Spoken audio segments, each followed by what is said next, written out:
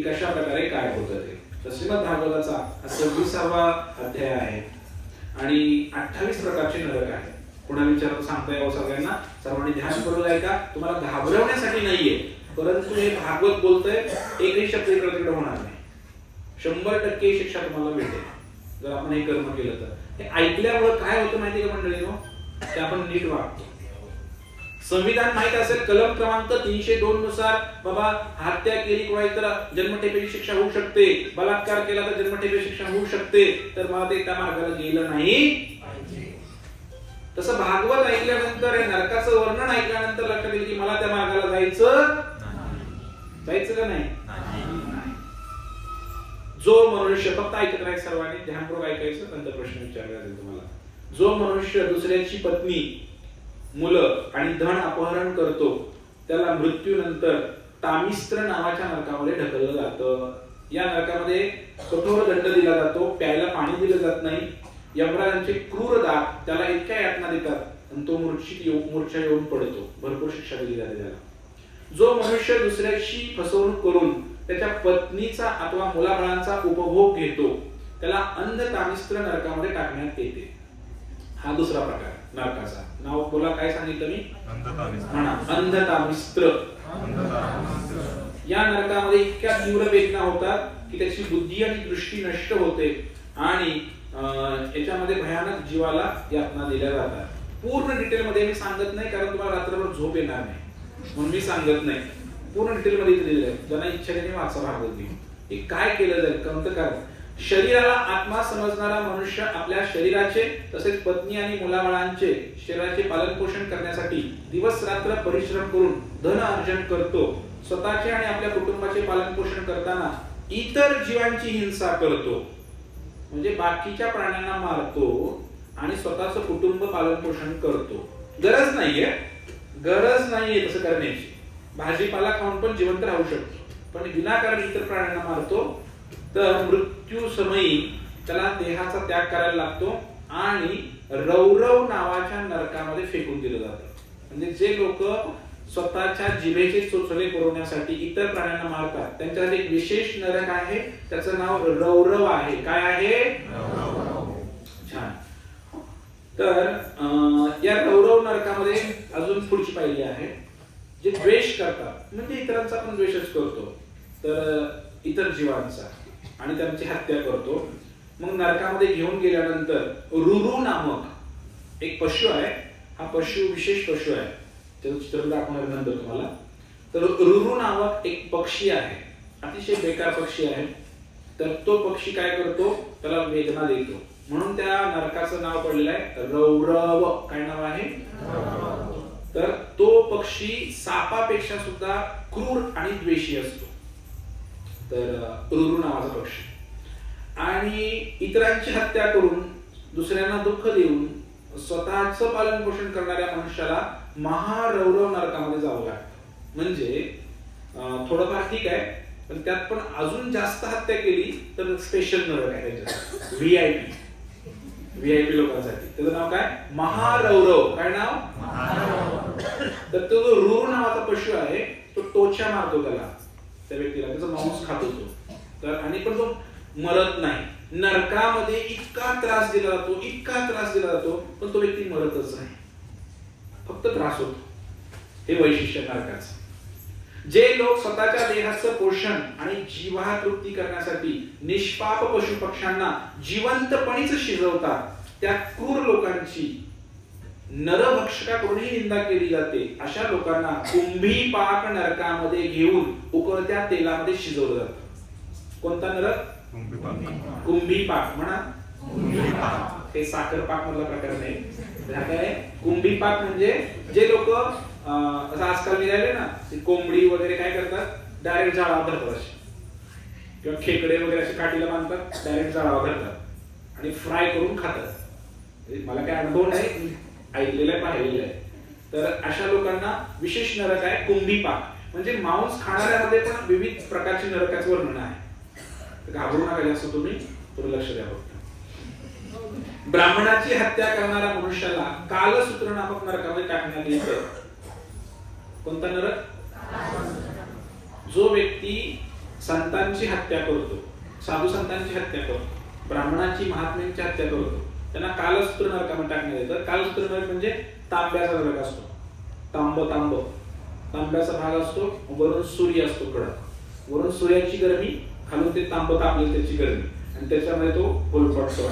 अशा प्रकारे त्याला त्या एखाद्या प्राण्याच्या शरीरावर जेवढी केस असतात, प्राण्याच्या शरीरावर जितकी संख्या असते केस असते, तेवढ्या 1000 वर्ष त्याला त्या नरकामध्ये त्याला फ्राय केलं जाते, मरत नाही. लक्षात.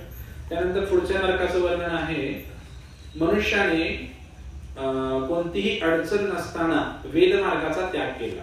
म्हणजे आता आपण वेदच वाचतोय ना, कसं राहायचं, काय करायचं, काही प्रॉब्लेम नाही तुम्हाला, तुमचा हात पाय चांगले आहेत, बुद्धी पण दिली देवानं, गाडी पण आहे घरी तुमच्या, सगळं आहे, तरी सत्संगाला येत नाही आणि काय करतो, घरी बसूनच टीव्ही बघतो, काय करतो, काय त्याचं पाप कर्म चालू आहे. म्हणजे वेद मार्ग जुगारून टाकलेलं सगळं. काय आम्हाला गरज नाही ते असं वागायची, खाईन ते पिईन काय करायचे, काय नसतं, दारू काय पाप लागत नाही, मला माय लाईफ माय रूल्स, मला काय करायचं असा म्हणणारा जो व्यक्ती आहे त्याच्यासाठी वेगळा नरक आहे. तर त्याचा नरकाचं नाव आहे असी पत्रवण नरक. काय नाव आहे? जो वेदांना जुगारून देतो.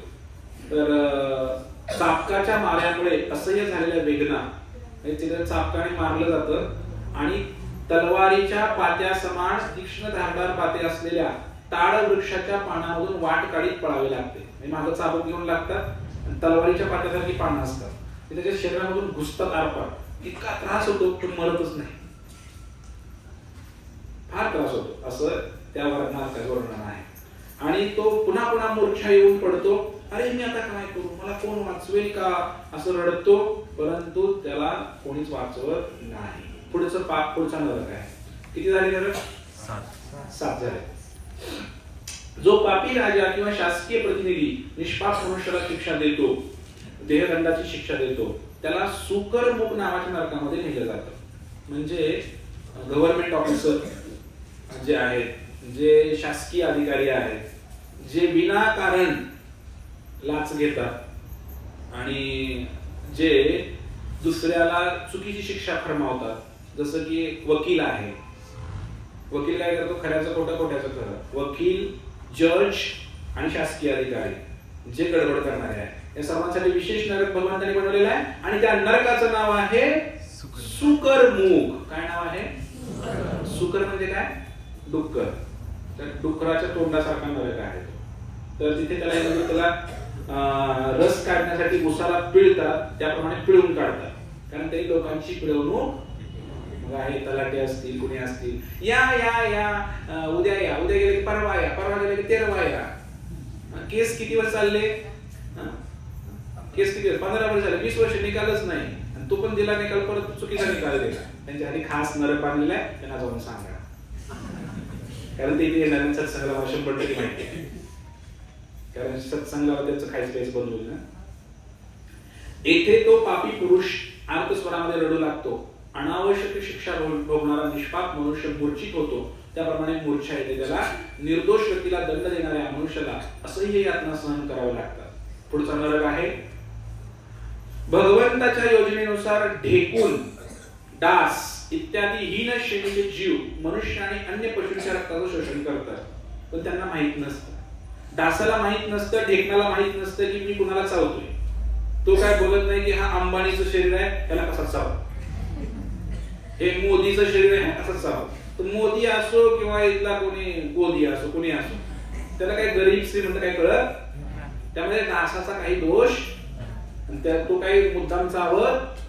ढेकून आणि डास यांना जो मारतो, पण आपण मात्र मुद्दाम त्यांना काय करतो, हाकलून लावण्याऐवजी जाणीवपूर्वक मध्ये बॅट वगैरे घेऊन इलेक्ट्रॉनिकची त्याला असं पकडणार, लगेच मस्त वाटतंय मारायला. तर त्या लोकांना काय होईल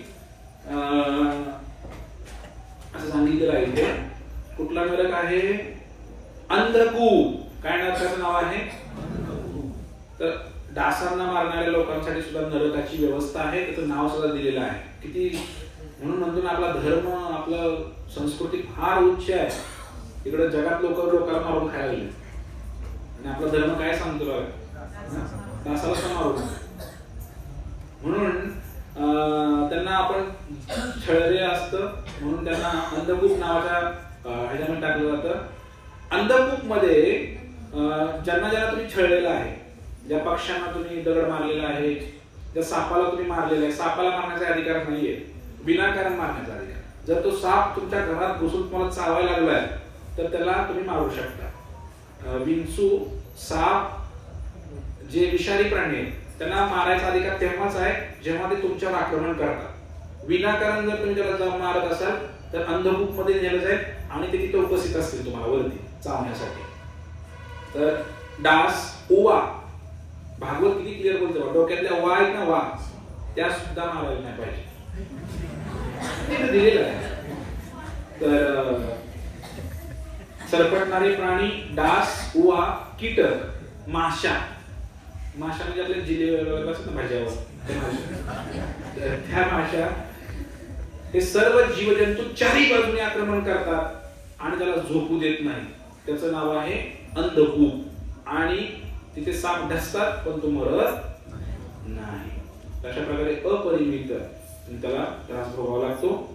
एखाद्या मनुष्याला अन्न प्राप्ती झाल्यानंतर ते अन्न अतिथी, वृद्ध आणि मुलं यांना न वाटता 5 प्रकारची यज्ञ न करता स्वतःच खातो, त्याला कावळा मानण्यात येते. काय मानण्यात येते? कावळा. आपल्याकडे काय संस्कृती आहे? जर तुमचं लग्न झालेलं असेल, तुम्ही जर गृहस्थ असाल, 4 पैसे कमवत असाल तर काय करायला पाहिजे? पहिला घास तुम्ही गाईला द्यायला पाहिजे. आणि दुसरी गोष्ट, घराच्या बाहेर येऊन ओरडायला पाहिजे. तर काय म्हणायचं? आसपास कोणी उपाशी आहे का? आसपास कोणी उपाशी आहे का? आसपास कोणी उपाशी आहे का? 3 वेळा म्हणायचं. जर कोणी नाही आलं तर मग भगवंताला दाखवून ते ग्रहण करायचं. असा गृहस्थाचा जीवनाचा नियम आहे. म्हणजे स्वतः आपण जेव्हा कमवतो त्याच्यावर सुद्धा काही लोकांचा अधिकार आहे. आणि उरलेली जी शेवटचा घास आहे तो कुत्र्यासाठी ठेवला जातो. ही आपली संस्कृती शिकवते. पण आपल्याला माहित नसतंय. मग जर नुसतंच खाताय, देवाला पण दाखवत नाही, गाईला पण दाखवत नाही, स्वतः भरताय, त्यांच्यासाठी सुद्धा विशेष नरकाची योजना भगवंतांनी केलेली आहे. त्यांना कावळा म्हटलेला आहे. कावळा काय म्हटले? आणि मृत्यूनंतर त्यांना कृमी भोजन नरकामध्ये पाठवण्यात येतं. काय नाव आहे? कृमी भोजन. म्हणा तेथे 1,00,000 योजन म्हणजे लाखो किलोमीटरचं एक सरोवर आहे. त्यामध्ये सगळे कृमी आहे. कृमी म्हणजे कीटक आहे. म्हणजे कीटकांनी भरलेले एक सरोवर आहे, किड्यांनी भरलेलं. आणि त्यामध्ये एक कृमी बनतो आणि इतर कृमींना खातो वा इतर कृमी त्याला खातात. म्हणजे त्या किड्या बनून तिथं किड्याला जन्म भेटतो नरकामध्ये आणि ते किडे एकमेकाला खात असतात. तर अशा प्रकारे आपण नेहमी भगवंतांना भोग दाखवावा आणि गाईला चारा पहिल्यांदा घास द्यावा. काही कोणी असेल आसपास वगैरे त्याला बोलवावं आणि सगळ्यात शेवटी आपण ग्रहण करावं. हा नियम आहे. याला धर्म म्हटलेला आहे. धर्म. पण ते आता लोकांना माहित नसल्यामुळं त्यांच्यासाठी विशेष नरक पण आहे इकडे. काय नाव आहे त्याचं? कृमी भोजन. पुढचा नरक आहे वरून. ऐकताय ना तुम्ही? काय जास्त त्रास होतोय? सांगू ना? जो मनुष्य आपत्काळ नसतानाही ब्राह्मणाच्या अथवा इतर कोणाच्या सोन्याची आणि रत्नांची चोरी करतो त्याला संदंश नावाच्या नरकामध्ये जावं लागतं. काय नाव? संदंश. तेथे त्याची त्वचा लोखंडाच्या तप्त लाल गोळ्यांनी भाजली जाते आणि सांडसीने सोलून काढली जाते. अशा प्रकारे त्याच्या देहाचे तुकडे तुकडे करण्यात येतात पण तो मरत नाही. म्हणजे जो सोन्याची आणि रत्नांची चोरी करतो त्यांच्यासाठी विशेष नरकाचं नाव आहे. पुढचा ऐका. जो पुरुष आणि स्त्री मैथुन करण्यास अयोग्य अशा स्त्री पुरुषाशी संबंध ठेवतात, म्हणजे थोडक्यात आपली पत्नी किंवा पती सोडून व्यभिचार करतात, त्यांना यमदूत चाबकाने झोडून काढतात आणि तप्त सुरमी नावाच्या नरकामध्ये फेकतात. काय नाव आहे?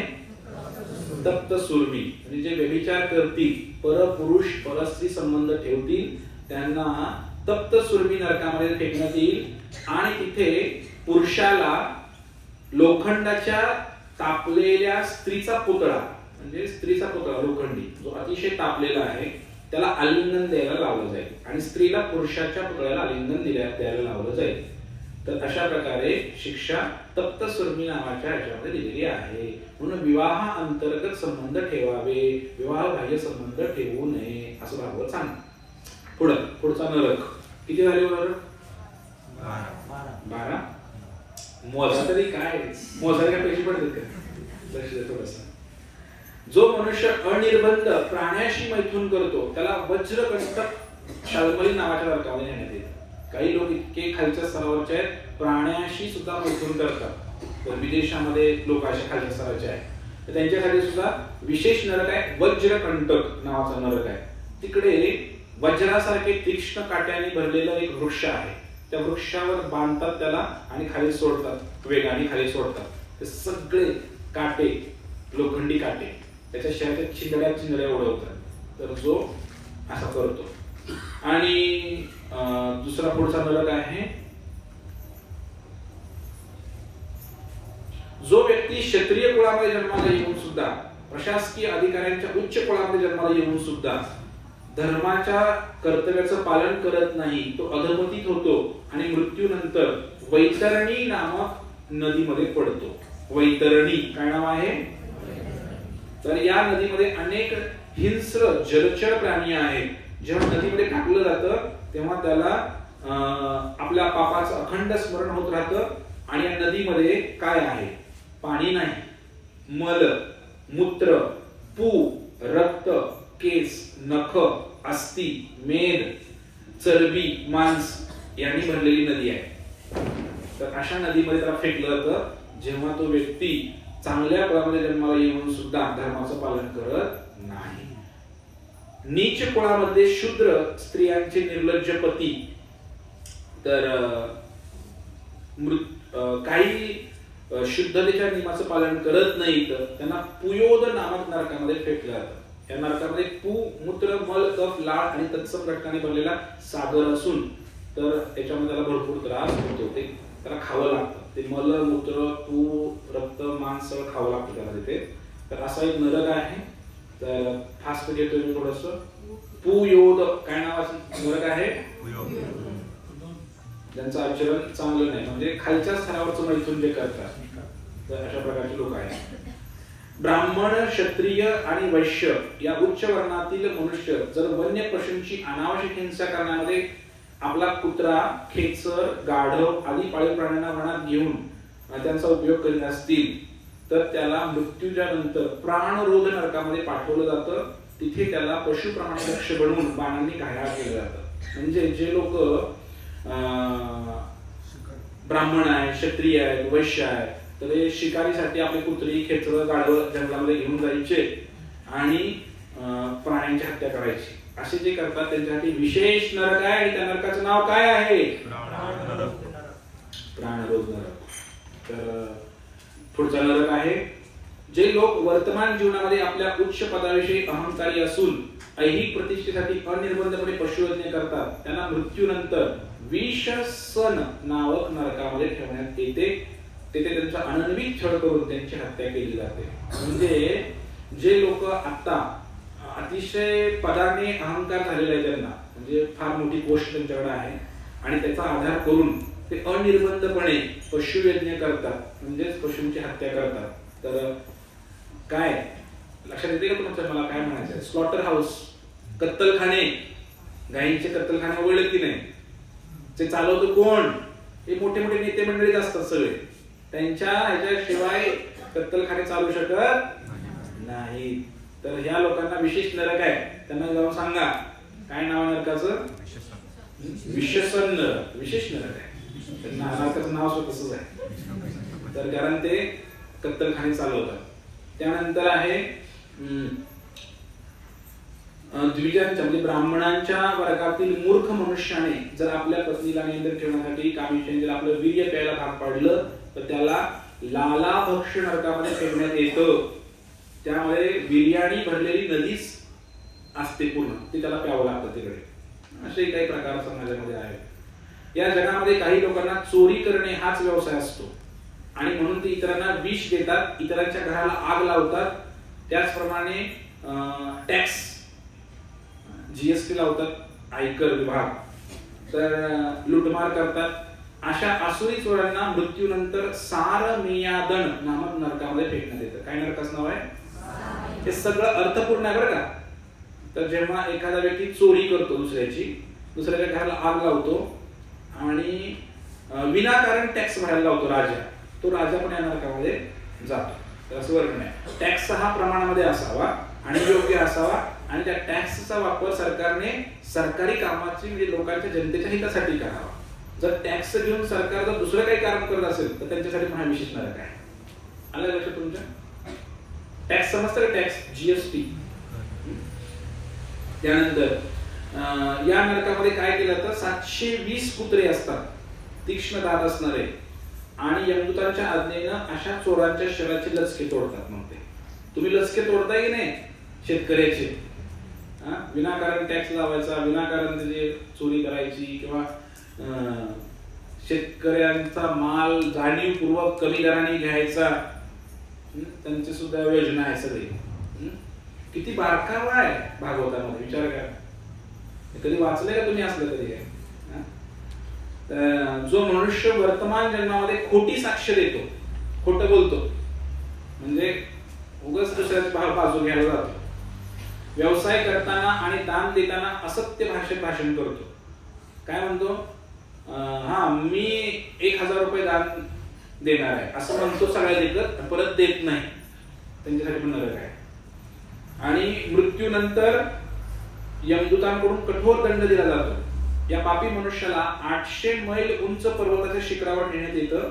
तिथून खाली डोकं आणि वर पाय अशा अवस्थेत त्या नरकामध्ये फेकून देण्यात येतं. कोणताही आश्रय तिकडे नसतो आणि खाली पडत असताना या ठिकाणी त्याला भरपूर त्रास होतो. त्याच्या देहाचे तुकडे तुकडे होतात, पण मरण होत नाही. खोटं बोलणे यांच्यासाठी सुद्धा विशेष आहे. आणि त्यात पण त्यात मंदिरात खोटं बोलणे, संतान पुढे खोटं बोलणे, दान दिल्याच्या खोट्या घोषणा करणे यांच्यासाठी विशेष नरक आहे. तुम्ही घरामध्ये इकडे तिकडे खोटं बोललं तर थोडं थोडं पाप लागेल, पण धर्माच्या बाबतीत जर खोटं बोलला, मंदिर बांधून देतो तुम्हाला एखादा नेता म्हणला, बांधूनच दिलं नाही, त्याच्यासाठी विशेष नरक आहे. आलं लक्षात? तुम्हाला 1 लाख रुपये दान देतो म्हणला एखादा नेता आणि दिलंच नाही, त्यासाठी एक विशेष नरक आहे. घरी खोटं बोला तुम्ही, पण देवा धर्माच्या बाबतीमध्ये तुम्ही खोटं बोलू शकत नाही. समजलं? संतांशी गुरुशी खोटं बोलू शकत नाही. ते फार मोठं खोटं झालं. काय झालं? मोठं खोटं झालं. आणि म्हणून पुढचं ऐका. किती झाले नरक? 22 झाले? 20 झाले. खोटं बोलणं नरकाचं नाव आहे. तुम्ही तुमचं लक्ष नाहीये. अविचिमत नावाच्या नरकामध्ये अविचिमत नावाचा नरक आहे.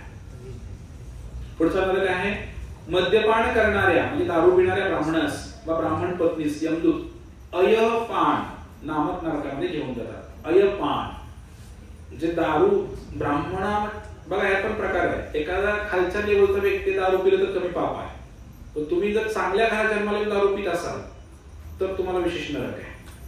कारण भगवंत म्हणतात, अरे तुला उद्धार करण्यासाठी चांगल्या घरात जन्म दिला आणि तू दारू पितोय.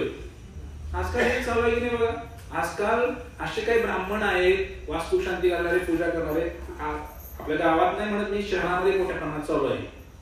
काय चालू आहे? हे ब्राह्मण काय करतायत की त्यांनी धंदा सुरू केला. हे जानवं असते, जानवं गळ्यामध्ये जानवं असते, हे जानवं घालायचं, असं घालायचं, दाढी बिडी करायची, शेंडी बिडी अशी पिळायची चांगली, कपाला गंध लावायचा, धोतर घालायचं आणि जायचं, पूजा करून यायचं. रेट पूजेची काय 10,000 20,000 सत्यनारायण पूजेला, आणि सगळं काय ते मिळतेच. आणि तिथून आलं की जानवं काढायचं, सगळं काढायचं, गरमी लोकांची जीप पॅन्ट घालायची, फाटके टोपे कपडे घालायचे, जायचं 10 रुपयाला. तरुण लोकांनी हा व्यवसाय काढलेला आहे. आणि मग उज्जैनला वगैरे जाऊन तिकडे शिकून यायचं मंत्र ब्राह्मणाचे वगैरे सगळं, आणि इथे येऊन असा धंदा केलेला आहे लोकांनी. त्यांच्यासाठी विशेष नरक आहे. त्या नरकाचं नाव आहे अयपान.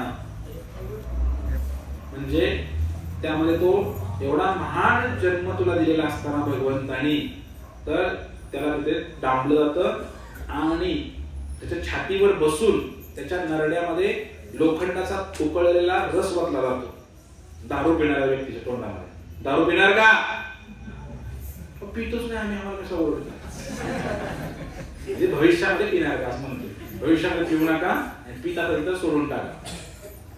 दारू जेवढी पिणार तेवढ्या कितीतरी पटीने जास्त लोखंडाचा तापलेला रस तोंडामध्ये बसला जाईल तुमच्या. तर दारू पिऊ नका. मी श्रेष्ठ आहे या विचाराने मिथ्या अहंकारी झालेल्या नीच कुळातील अधम पुरुष जन्माने, तपाने, विद्येने, आचरणाने, वर्णाने, आश्रमाने आपल्यापेक्षा श्रेष्ठ असलेल्या पुरुषाचा आदर करत नाही. जिवंत असून ज्याला मृत समजण्यात आलेला आहे, मृत्यूनंतर त्याला क्षार कर्दम नावाच्या नरकामध्ये फेकण्यात येतं. क्षार कर्दम नावाचा नरक आहे मंडळीनो. जे लोक गुरुचा अपमान करतात, संतांचा अपमान करतात, त्यांच्यासाठी हा नरक आहे. तर महान लोकांचा, संन्यासी लोकांचा अपमान करू नये. पुढचा नरक शेवटचा आहे 25. या जगातले काही स्त्री आणि पुरुष भैरव, नीट ऐका, भैरव किंवा भद्रकाली नरबळी देतात आणि त्यांचं मांस खातात.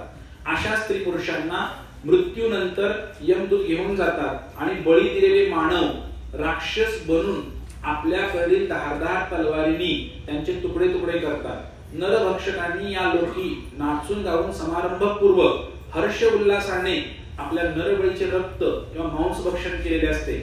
अगदी त्याचप्रमाणे नरकामध्ये ते राक्षस सुद्धा समारंभपूर्वक नाचत गात तुमचं मांस खातात. म्हणजे जे लोक आता आपल्याकडे नाही का जागरण गोंधळ, हे ते सावळा गोंधळ, नाच गाणं करून बकरे कापून साजरा केला, तर तसंच वरती पण काय होईल, तुमचं सुद्धा तिकडे लोक तेच लोक मांस या शब्दाचा अर्थ काय, तू मला खा आता, पुढच्या वेळेस मी तुला खाईन. तुम्हाला सुद्धा तिकडे संस्कृत शब्द आहे मांस. वरती गेलं की तुम्हाला पण तसंच मग ते लोक नाचतील आणि तुमचं मांस खातील, तुम्ही फक्त बघायचं. तर अशा प्रकारे तर कोणाला भैरव, भद्रकाली यांना नरबळी देणारे लोक आहेत, मांस भक्षण करणारे. मसोबा पण आला, भैरव मसोबा, ज्याला कोणाला तुम्ही बकरे कापता किंवा काही काही ठिकाणी नरबळीची प्रथा आहे. आता भारत सरकारने त्याला विरोध केलेला आहे, पण गुपचूप नरबळी करणारे पण लोक आहेत. आजही आदिवासी समाजामध्ये लोक असतात, ते त्यांच्यासाठी नरक आहे.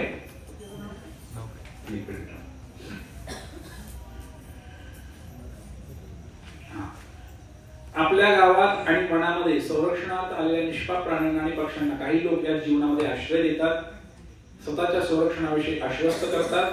नंतर तेच लोक दोरी अथवा शुळाने त्यांना टोचून खेळण्याप्रमाणे तुमच्याशी खेळ करतात, भयंकर यातना देतात. त्यांना मृत्यूनंतर शूलप्रोत नामक नरकामध्ये सोडलं जातं. तिथे त्यांना काय केलं जातं, जे लोक उदाहरणार्थ तुमच्या एखाद्या अबला स्त्री आहे किंवा एखादा गरीब व्यक्ती आहे, तो तुमच्या आश्रयाला आला समजा, तर त्याला पहिल्यांदा तुम्ही आश्रय देता गोड बोलून आणि नंतर त्याचं शोषण करता. आलं लक्षात? त्याच व्यक्तीला, गरीबाला काय करायचं, परत त्याला त्रास द्यायचा किंवा त्याच काहीतरी लुटायचं. अशा करणाऱ्या लोकांसाठी शूलप्रोत नावाचा नरक आहे. तिकडे सुई सारखं हत्यार असते, त्याने त्याला टोचलं जातं सारखं आणि तो तहानेने भुकेने व्याकुळ होतो. गिधाड, कंक अशा प्रकारचे पक्षी त्याच्यावर आक्रमण करतात, त्याला फाडून काढतात आणि त्यावेळेला त्याला आपण केलेल्या पूर्वजन्मातल्या पापाचं स्मरण होतं. अरे अरे अरे, मी पण असंच केलं, मागच्या जन्मात मी काय केलं तर असंच केलं होतं, लोकांना त्रास दिला होता. म्हणजे उदाहरणार्थ एखाद्या व्यक्तीला पैसे नाही त्याच्याकडे, तुमच्याकडे आला, मग ते म्हटलं की बाबा मला पैसे द्या, व्याजाने द्या पैसे. तर सावकार गावामध्ये असतो, तुम्ही व्याजाने त्याला पैसे दिले, तुमच्या आश्रयाला आला ना तो व्यक्ती, आश्रयाला आला होता, त्याची बिचाराची काहीतरी अडचण असेल, तर तुम्ही त्याला व्याजाने दिलं.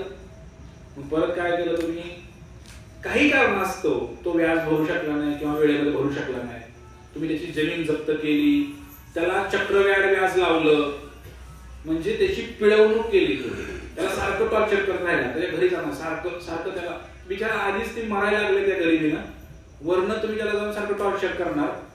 तर अशा व्यक्तींसाठी हा नरक आहे, शूलप्रोत. काय नाव? तर एखाद्याला नाव काय, हा एक मिनिट राहिले सांगायचं.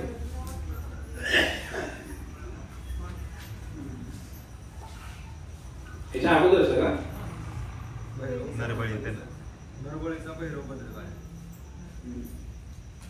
हे पहिल्याशीच करेक्ट आहे. काय पहिलं नाव काय सांगितलं होतं? शाल करदम. पुढं, जे लोक वर्तमान जन्मी दुष्ट सापाप्रमाणे मत्सरी, क्रोधी आणि इतर जीवांना वेदना देणारे असतात ते मृत्यूनंतर दंडशुक नावाच्या नरकामध्ये पडतात. जे मत्सर करतात, क्रोध करतात, विनाकारण लोकांवर रागवतात आणि या नरकामध्ये 5 किंवा 7 फणांचे साप असून उंदराने गिळून टाकावे त्याप्रमाणे पापी लोकांना खाऊन टाकतात. म्हणजे काय म्हटलेलं आहे, विनाकारण मत्सर करणारे, विनाकारण रागवणारे, लोकांवर विनाकारण रागवणारे, त्यांच्यासाठी विशेष नरक आहे. काय नाव त्याचं? दंडशुक. आणि शेवटचा कितवा झाला का? 26 झाले का? जे लोक वर्तमान जन्मी इतर जीवांना अंधकूप, धान्याचं कोठार अथवा पर्वत गुहेमध्ये कोंडून ठेवतात त्यांना मृत्यूनंतर अवट निरोधन नामक नरकामध्ये ठेवण्यात येतं. म्हणजे काही लोक पूर्वीच्या काळामध्ये असं करायचे की लोकांना डांबून ठेवायचं, पैसे देत नाही म्हणून, किंवा त्याला काहीतरी धान्याचं कोठार त्याचं जप्त करायचं किंवा पर्वत गुहेमध्ये कोंडून ठेवायचं. असं जर तुम्ही केलं तर त्यांना त्या अवट निरोधन नावाच्या नरकामध्ये टाकलं जाईल. पुढचा नरक आहे, गृहस्थाश्रमी पुरुष आपल्या घरी आलेल्या अतिथींना व अभ्यंगतांना जणू काही जाळून भस्मसारच करतो अशा दृष्टीने पाहतो. बघा, पाहुण्यांचं स्वागत करायला किती महत्व आहे आपल्या संस्कृतीमध्ये. तुमच्या घरी जर पाहुणे आले आणि तुम्ही जर डोळे वाकडे केले, या कुठनं पिढा आली,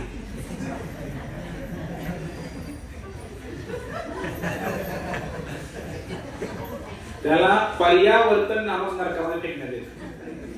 कारण अतिथी हा भगवंताचं स्वरूप आहे सांगितलेलं.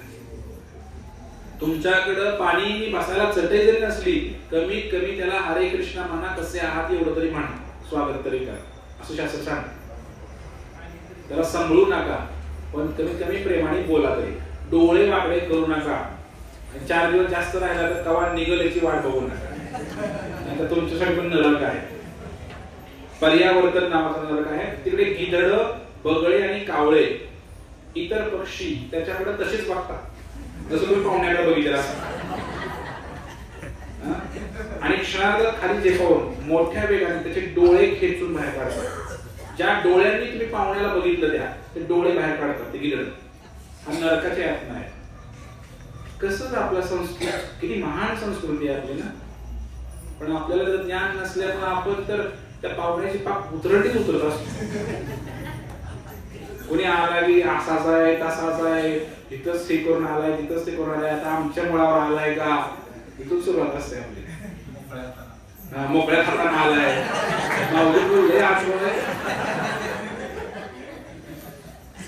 काय कसा घेऊन आला नाही, शिदोरी झाली नाही, असं झालंय तसं झालंय.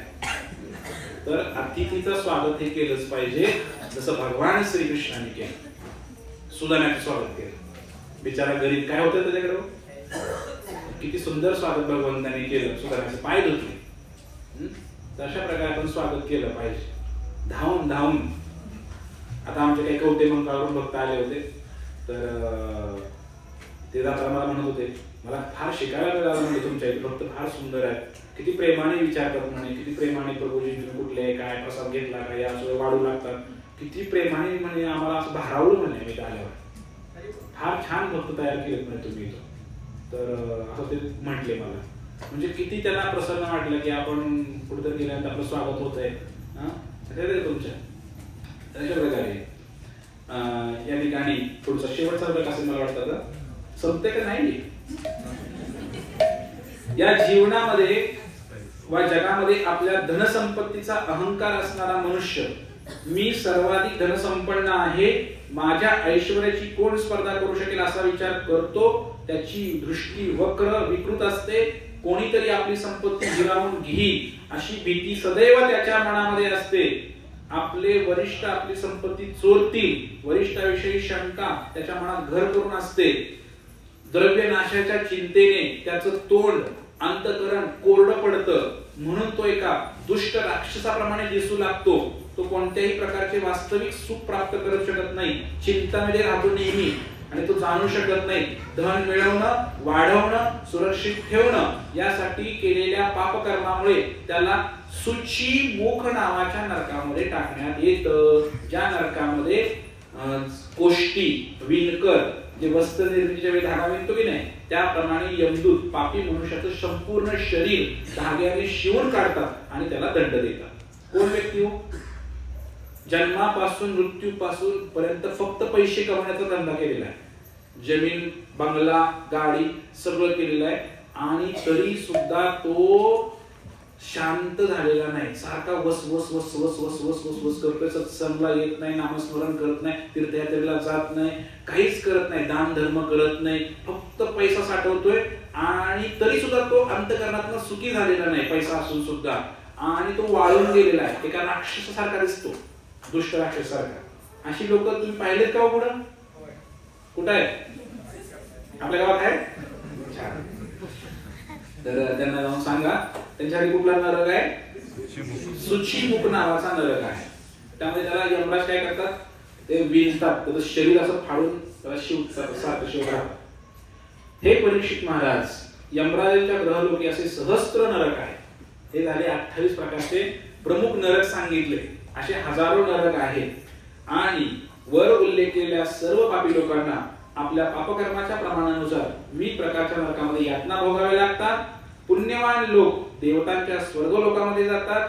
पापी आणि पुण्यवान या दोघांच्याही पाप अथवा पुण्यकर्माची फळे क्षीण होतात. या दोघांनाही पुन्हा पृथ्वीवर आणण्यात येते. हरी बोल. तर आपण आज पाहिलं 28 प्रकारचे नरक पाहिले आणि वेळ झाला आपला फार.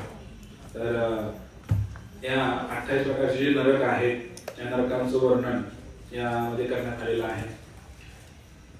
तर खरं तर आपण थोडस घाबरायला पाहिजे या नरकांचं जे वर्णन आपण करतोय. तर का सांगितलं मी हे सगळं? जेणेकरून आपल्या संसारामध्ये आपण जीवन जगत असताना आपल्या हातून काही चुका होऊ नये, आपण थोडं घाबरावं. बघा, शाळेमध्ये जर तुम्ही नियम ठेवले तर मुलं घाबरतील, बरोबर आहे की नाही? नाहीतर मास्तरच्या डोक्यावर मेऱ्या वाटतील, बरोबर आहे की नाही? तर घरामध्ये पण आई वडिलांनी नियम ठेवले तर घर व्यवस्थित राहील, बरोबर आहे की नाही? सरकारने नियम ठेवले तर राज्य व्यवस्थित चालेल. तसं भगवंतांनी नियम ठेवलेले आहे, त्याच्या विरोधामध्ये जर आपण गेला तर तुम्हाला शिक्षा ठेवलेली आहे. याला घाबरायला पाहिजे, तुम्ही घाबरलंच पाहिजे. याच्यासाठी हे वर्णन आहे. माहिती पाहिजे तुम्हाला काय केल्यानंतर काय होतंय, काय केल्यानंतर काय होतंय, म्हणून थोडस याचं पण ज्ञान पाहिजे. तर थोडस लाईव्हली आपण बघणार आहे की